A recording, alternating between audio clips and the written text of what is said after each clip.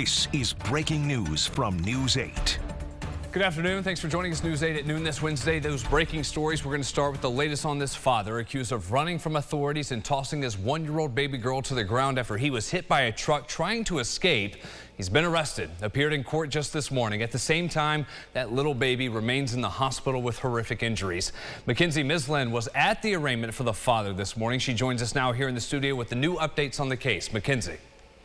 Yes, Brennan, 25-year-old Gerald Benitez Alvarez entered a not guilty plea to first-degree assault. His arraignment comes less than 24 hours after his 1.5-month-old baby was severely injured while police say he was on the run.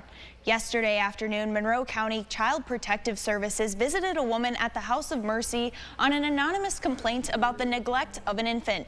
Upon arrival, police say Benitez Alvarez ran from CPS while carrying the child. While running, a box truck struck the man and baby, knocking them both to the ground. He picked up the infant and kept running, but eventually left her with a stranger and took off. He was arrested soon after.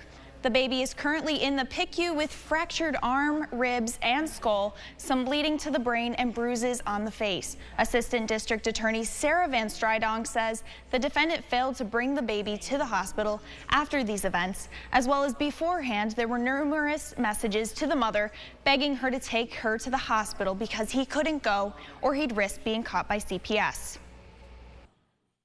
In this case, you heard me, the allegations are that CPS was trying to check the welfare on a child and do what we give them the responsibility to do, to keep our kids safe.